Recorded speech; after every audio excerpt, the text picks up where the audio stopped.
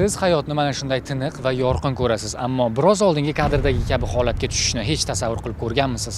To'g'ri, biroz qo'rqinchli, ammo undan-da qo'rqinchlisi mana shunday holatda qanday kasbda ishlash mumkin?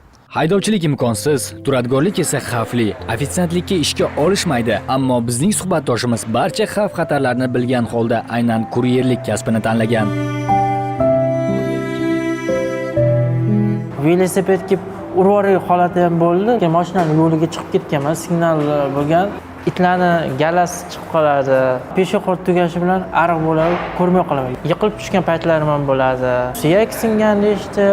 Salkam 40 yil oldin tug'ma ko'z nuqsoni bilan dunyoga kelgan Shuhrat To'xtayev bugun ko'pchilikka ko'zi ojiz dastavchik nomi bilan tanish. Hurmatli obunachilar, tashqariga chiqmasligingizga maslahat berar edim. Kamina kamtarin ko'zi ojiz dastavchik yana yo'lda. Ko'rmasdan turib odam qanday qilib kuryer bo'lib ishlaydi degan savol ko'pchilikka qiziq. Bu qanaqa qilib ishlayapti, bu deydigan bo'lsa, shohparlarni hisobiga ko'raman. Agar shohparlarga bir gap bo'lsa, men bu dunyoni ko'rmayman. Sog' odamlarga borib o'qitaman men. O'sha joyi, borayotgan joyimni program o'qib turadi. Rus tilida hammasini aytib turadi. Shuning hisobiga men qiynalmayman.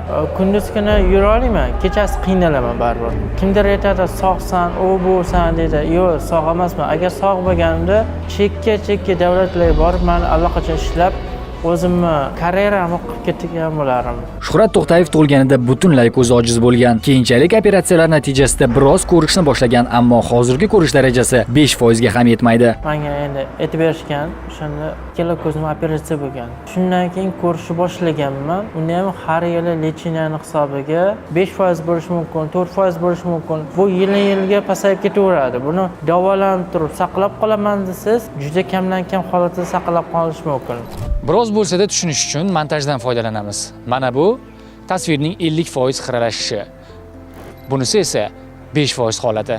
Aslida real holatni montaj orqali ko'rsatish imkonsiz, chunki montajda xiralik tekis taqsimlanadi. Hayotda esa butunlay boshqacha. Shu xiralikda yashash bir masala bo'lsa, aynan shu holatda ish topish ham yana bir muammo. Boshda olishda rosa qo'rqishdi, ishlamaydi deb qo'rqishdi. Men aytdim, bitta imkoniyat beringlar dedim. Men o'zimni dedim oqlayman dedim, sizlarning ishonchinglarni oqlayman dedim.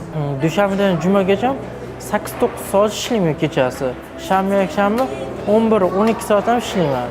Kunduz kuni yuraman, lekin zinalarni ba'zan ko'rmay qolaman. Bir o'rgatib qo'yish kerak. Orientir o'rgatib qo'ysa, orientir bo'yicha ketaveraman. Qizil, qora, yashil, ko'k, sariqlarni rangiga qarab ajrataman. Yo'lda ketayotganda masalan, ba'zan qoziq bo'lsa ko'rmay qolaman. Qoqilib ketishi mumkin. Shuni vaziyat bo'ladiki, programma yarim yo'lda mamutda qayrildi deydi, o'tdan qarasangiz gay turgan bo'lishi mumkin. O'sha narsani payqadimmi, riski nima qilaman? Yo iloji bo'lsa peshxoddan, yo bo'lmasa svetofor yo'ldan o'tib ketaman. Agar gay ko'rib qolsa, jarima kattasini yozaveradi. Yozadi. Afsuski, uning dardiga hech qanday puldan, hech bir operatsiyadan umid yo'q. Shunday bo'lsa-da, Shuhrat aka birovdan yordam kutmaydi. Davolash uchun qancha harakat qildik. Davosi yo'ligi uchun nachora.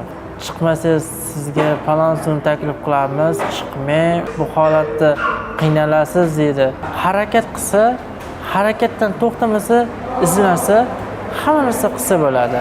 To'g'risi ishlash uchun chiqqanimda ehson yo zakot uchun chiqmayman. Klientlar taklif qilishadi. Uyimizga kiring, yo bo'lmasa mana pul oling deyshadi. Olmayman. Sababi mana ko'zim ko'rmas. Men nima uchun ehson olishim kerak, yo zakot olishim kerak? Oyoq qo'lim butun bo'lsa, ko'zimni agar pesh qilib turib pul ola olmayman.